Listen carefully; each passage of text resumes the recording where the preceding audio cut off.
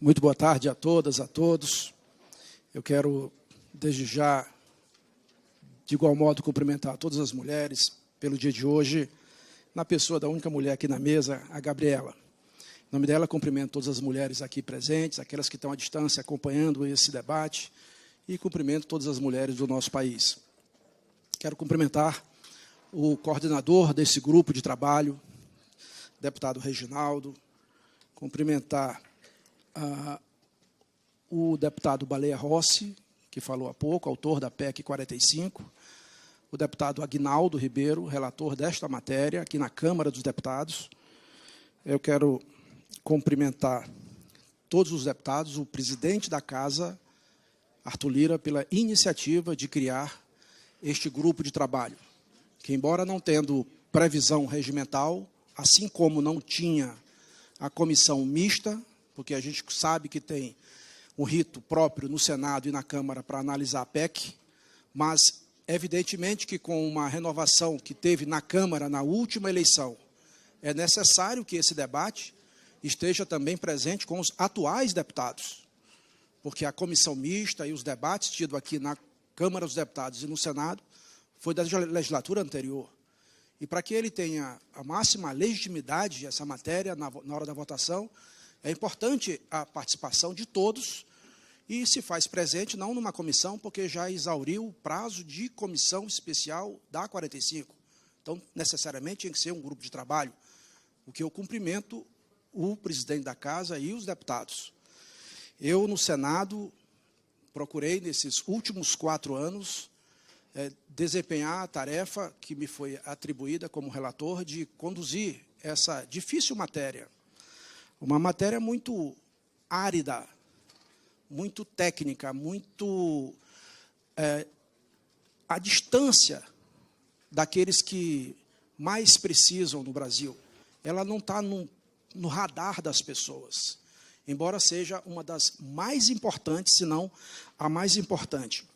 E eu quero começar dizendo, meu deputado Reginaldo, que eu estou muito animado, como vejo aqui também os que me antecederam falando, o deputado Baleia, com a possibilidade de aproveitarmos a última janela de oportunidade dessa nossa geração, que é votar essa indispensável matéria que é a reforma tributária para o país.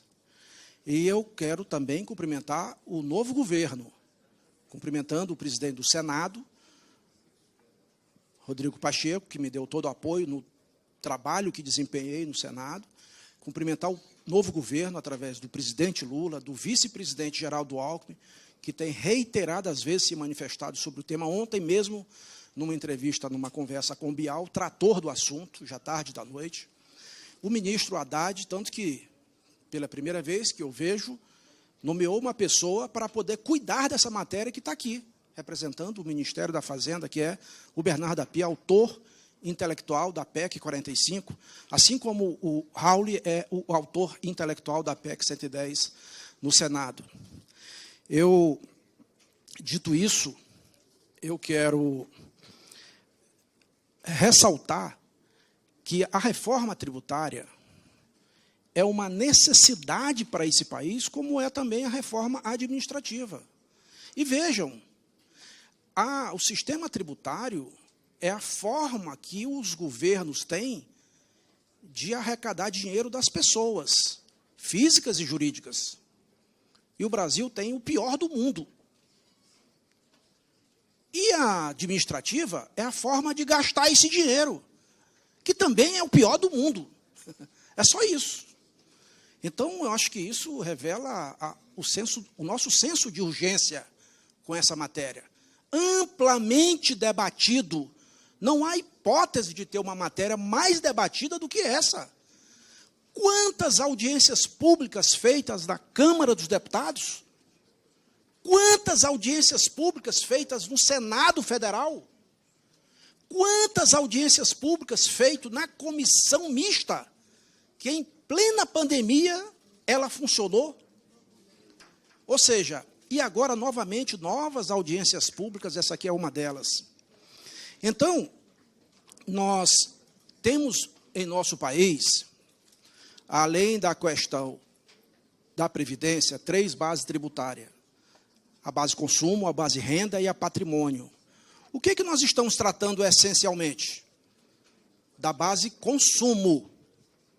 Não estamos tratando aqui de renda. Nos Estados Unidos, mais da metade da arrecadação tributária é na renda. No Brasil é o inverso. Mais da metade é no consumo. Ora, no consumo estão impostos como o IPI, PIS, COFINS, o ICMS e o ISS. São impostos indiretos.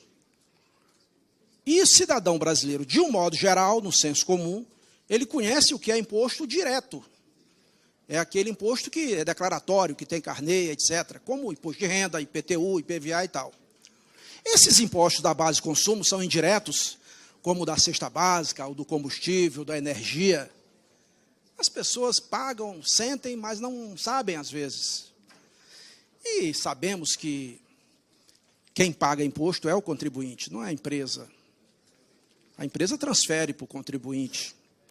E quem mais paga imposto nesse Brasil, proporcionalmente, é o mais pobre. É o mais pobre. Por isso que nós temos que legislar com os olhos dos que mais precisam. Nós estamos tratando aqui de bens e serviços. Então, deputado Reginaldo, eu tenho dito, o que é que o mais pobre consome? É bens ou serviço?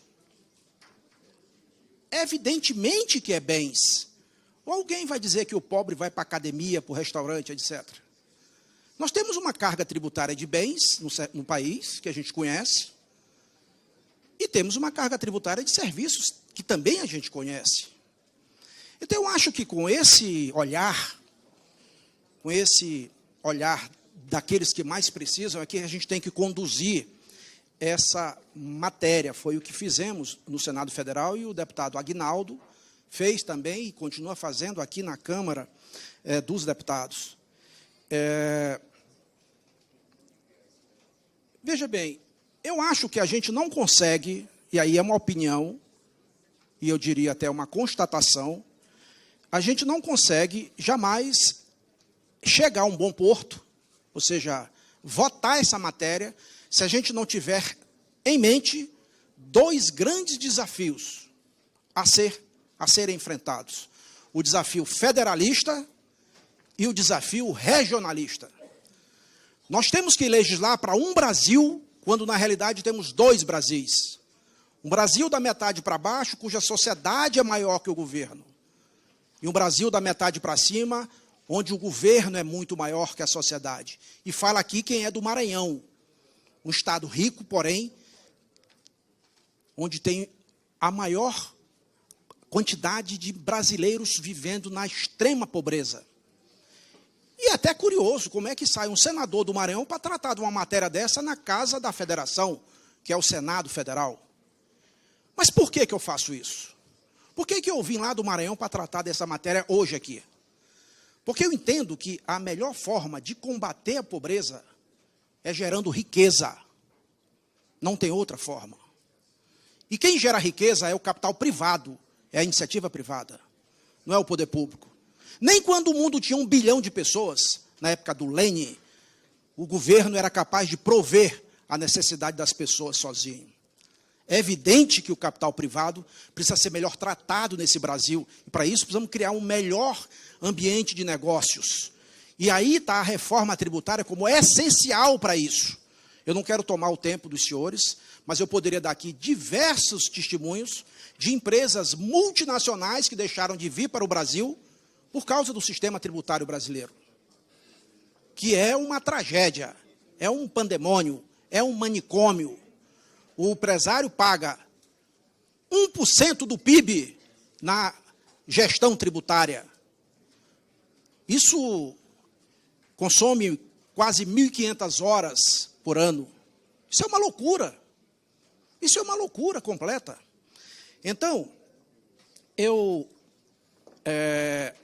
acho que os dois desafios, ele é de natureza regionalista, por conta das duas realidades do Brasil. Como fazer uma lei, deputado Vitor Lippe, para um Brasil quando tem dois? Como é que o IVA funciona para o Brasil da metade para baixo se ele é diferente, completamente antagônico da metade para cima e vice-versa. E o desafio federalista. Nós sabemos os desafios federalistas. Aqui mesmo, no Congresso Nacional, ele se revela assim. Na Câmara, a maioria dos deputados, a maioria está da metade para baixo. Só São Paulo tem 70. Mas no Senado, a maioria dos senadores está da metade para cima. Daí a razão porque tem matérias que é mais fácil passar aqui e lá, vice-versa. Nós temos que compreender isso. E eu, que assisti muitas vezes disputa de protagonismo por essa matéria, que de fato é uma matéria de Estado, não é de governo, muito menos de pessoas, de presidente, matéria de Estado, e eu quero aqui de novo cumprimentar o atual governo pela disposição clara de ver essa matéria votada ainda neste ano, de preferência, em primeiro turno, pelo menos, ainda nesse semestre.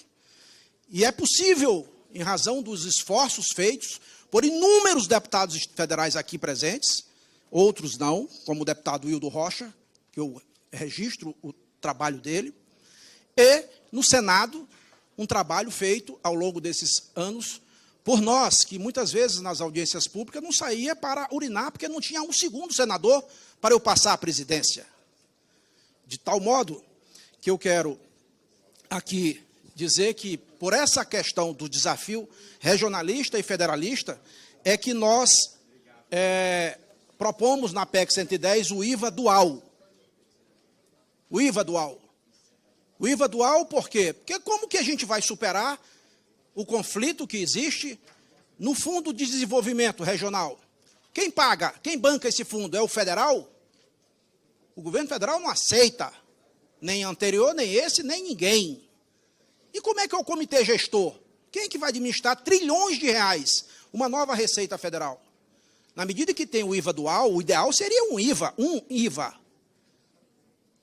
Mas países grandes como o Brasil, com dimensões como o Brasil, dimensão territorial, populacional, econômica, são poucos no mundo. Um deles é o Canadá, e por isso tem o IVA dual, a Índia, IVA dual. Bom, espero que, se for possível, avançar para um IVA, vou cumprimentar, mas acho muito pouco provável que a gente consiga, dadas essas diferenças regionais. Eu vou caminhando aqui para o final, minha palavra é muito mais de natureza política do que de conteúdo, é mais de procedimento. Eu falo agora mais sobre procedimento. Eu posso dizer que essa reforma não pode ser só clássica, ela tem que ser também tecnológica. Não dá para a gente continuar vivendo num mundo digital, tendo um sistema tributário analógico. Não dá para a gente desconhecer que nós estamos em um processo acelerado de desmaterialização. Os produtos estão sendo desmaterializados. Há poucos anos atrás, a gente saía daqui para comprar CD e DVD. E a gente tinha a tarefa de tributar o produto, rastrear o produto, seja com nota fiscal eletrônica, com código de barra mais recentemente. Mas aí, cadê o produto? O CD e o DVD foram para a nuvem. Como é que tributa? E qual é o maior restaurante do Brasil? Não tem uma panela, é o iFood. E assim por diante. De tal modo, meu querido coordenador do grupo, deputado Reginaldo, nós não podemos mais só rastrear o produto, como feito historicamente. Nós temos que rastrear também o dinheiro, porque o dinheiro é eletrônico, até o dinheiro de plástico, o cartão está em desuso e será extinto em breve. A gente está com o cartão no nosso telefone, ou até no nosso relógio. Então, é óbvio que a gente precisa rastrear o dinheiro. O Brasil tem um nível de bancarização que quase que beira os 97%. Bom, caminhando para o final, e agradecendo aqui a tolerância, porque eu estou aqui abusando um pouquinho do tempo, dizer que nós não temos mais PEC 110, e não existe mais PEC 45. Quando eu ouço isso, eu até me surpreendo. Eu até considero assim que é um tanto quanto descaso com o nosso trabalho o meu, o do Aguinaldo, o do Baleia, e de tantos e tantos deputados e senadores. Nós pegamos a PEC 45 e somamos com a PEC 110, que tem o mesmo chassi, embora com carrocerias diferentes. Nós tentamos fazer a mesma carroceria na comissão mista, com o belo trabalho do deputado Aguinaldo Ribeiro, que foi o relator. Então, nós temos, sim, uma PEC que a gente pode chamar de 155, que é a soma das duas. Isso sim, elas têm o mesmo conceito, que é criar o IVA. O IVA existe em 178 países, dos quase 200 do mundo. Como é que o Brasil não tem ainda? Então, a gente sabe o que é o IVA, o Imposto de Valor Adicionado. O que compra gera crédito. Ou seja, vai onerar quando vende. Por isso que a gente desonera por completo as exportações, que o único país do mundo que exporta imposto ainda é o Brasil. E a gente desonera os investimentos. Como é que a gente vai onerar investimento? O sujeito quer montar uma gráfica, uma fábrica, ele vai ter que pagar para ter um galpão, uma máquina e tal. Isso não existe em lugar nenhum do mundo.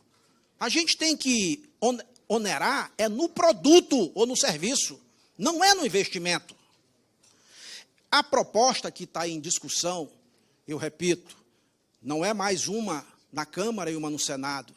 E com muita alegria eu falo aqui como quem no Senado conduziu essa matéria em sintonia fina com a Câmara dos Deputados. A comissão mista fez esse trabalho com 50 parlamentares, 25 deputados e 25 senadores. Ao final daquele trabalho da comissão mista, nós recolhemos todo o esforço acumulado na relatoria do deputado Aguinaldo e, por circunstâncias da época, levamos para a PEC 110 do Senado. Na CCJ do Senado, nós fizemos tudo novamente, muitas reuniões, a ponto de, na CCJ do Senado, deixar sem ter mais condição de receber emendas, não cabia mais emendas, não cabia mais vistas e nem cabia mais discussão. Era só votar ou não votar. E a opção que foi feita, infelizmente, foi de não votar. E aí a Câmara hoje reassume o protagonismo e com os meus aplausos de uma matéria indispensável para o país. Indispensável para o país. Às vezes eu vejo alguém dizer, eu sou contra. Aliás, eu não vejo ninguém dizer que é contra. Porque todo mundo é a favor, mas na hora sempre tem uma questão aqui e outra acolá. Eu acho normal, porque afinal nós temos que conciliar quantos interesses? Interesses do governo federal, que já são muitos. Interesses dos governos estaduais. Quando que São Paulo sentou na mesma mesa com Maranhão e Piauí? Agora.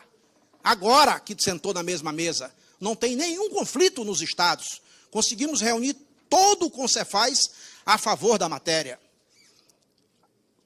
Conseguimos, nesse esforço conjunto da Câmara e do Senado, fazer valer o conceito da origem para o destino. Como é que lá no interior do Maranhão, da Paraíba, o sujeito vai abastecer o carro e aí tem que pagar uma taxa de serviço do cartão de crédito e esse dinheiro não é para o consumidor, se é da base de consumo.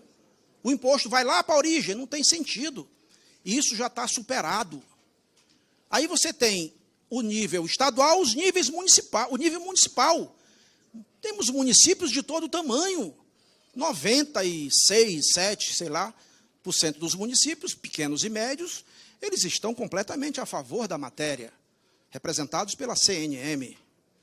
Expressamente foi colocado isso inúmeras vezes. Eu entendo que municípios maiores, como capitais e alguns grandes municípios, eles têm dificuldade de assimilar a ideia de unir o ICMS com o ISS. Mas é preciso a gente entender que na unificação de fazer um só Brasil, que é uma tarefa de todos, a gente precisa... São Paulo, por exemplo, nunca vai ser um estado feliz se o Maranhão for sempre infeliz, se o Piauí, o Ceará, não vai ser feliz. Porque a felicidade não está só dentro da gente. A gente é até mais feliz quando a gente vê quem está do lado da gente feliz também. E não dá para continuar convivendo com essa situação. Uma região sendo cada vez mais rica e outra região cada vez sendo mais pobre.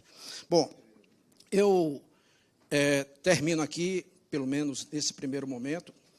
Acho que as poucas anotações que eu fiz aqui, eu já me referi a elas.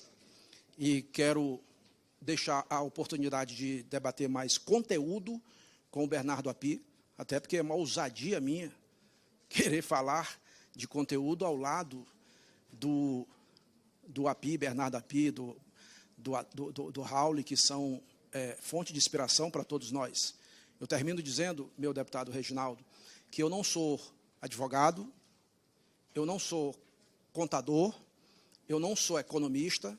Essa matéria eu passava longe dela, mas não dá um voto, não dá um único voto no Maranhão, na Paraíba. Se no Paraná não estava dando mais, imagina você no Maranhão, na Paraíba. Então, imagina que é preciso ter muito altruísmo, é preciso ter muito desprendimento, é preciso ter muita boa vontade com o país para poder conduzir essa matéria. Porque ela não converte em nenhum voto na hora da eleição. Nenhum voto. Mas termino dizendo, eu estou convencido, sou convencido, de que a melhor forma, aliás, a única forma de se combater a pobreza é gerando riqueza. Quem não fizer isso, quer administrar a pobreza para tirar proveito dos pobres. Só se tem uma maneira de combater a pobreza é gerando riqueza. E quem gera riqueza é o capital privado, que no Brasil, um dia o Brasil massacrou a indústria. IPI, vem cá, por que IPI? Por que não tem IPA da agricultura? Ou IPS do serviço? IPI tem que acabar com IPI. IPI arrecada 50 bi por ano. 50 bi é um ponto no IVA. Temos que encontrar forma de acabar com o IPI. Agora, nós estamos acabando com o comércio, gente. Para que ter loja? Se o sujeito pode comprar no comércio eletrônico. E como é que tributa no comércio eletrônico? O texto da PEC 110 está lá. Só esse ponto, que tem 5, 6 linhas, demorou mais de um mês de debate com Receita Federal e Ministério da Fazenda, com economistas e tal, e todo mundo. Então, termino dizendo, o nível federal, nós tivemos todo o debate possível, tanto que no dia da apresentação do relatório, estava lá o ministro e o diretor da Receita Federal. O nível estadual estava lá, o presidente do Concefaz com os secretários estaduais de Fazenda. O nível municipal estava lá, o presidente da Confederação Nacional dos Municípios. Estava lá os dos agentes do fisco. Estava lá do setor privado, da indústria, da agricultura, do comércio, de todo o setor privado brasileiro. De modo que, se a gente não aproveita, Pia, essa oportunidade, que eu tenho muita fé no seu trabalho no Ministério da Fazenda, e, mais uma vez, cumprimento o ministro Haddad, porque, de fato, se a gente não aproveita essa oportunidade, a gente vai perder a última janela de oportunidade. Eu vim aqui para concluir, finalmente, até a Bia pediu para eu fazer uma pincelada. A PEC 110 trata, além desses impostos da base de consumo, a gente tratou também do IPVA. Mas a gente fez isso, e vai ficar sob a consideração, claro, do novo Congresso, porque a gente acha que não é justo o sujeito pagar IPVA de carro, de moto, pessoas pobres, sobretudo, mas o cara não paga IPVA de jatinho, de iate e nem de helicóptero. Não existe no Brasil. Bom, laudêmio. O que é laudêmio? Quem é de Santa Catarina aqui, ou de Vitória? Eu estou falando, a princípio, Aguinaldo, das ilhas que são capitais, como São Luís, como Vitória, no Espírito Santo, e como Florianópolis. Eu não estou falando de todos os terrenos de marinha, não. Porque só esses 3 municípios, a Receita Federal, à época, já criou a maior confusão do mundo para eu não incluir. Eu disse, eu incluo. Não tem sentido o imposto dos anos de 1800 e tanto, rapaz. Não tem sentido, já paga IPTU. Então, eu faço aqui essa observação para que o nosso relator, nossa comissão, nosso grupo de trabalho possa estar atento a essa questão tão cara para Vitória, Santa Catarina e São Luís do Maranhão. Obrigado, deputado Reginaldo.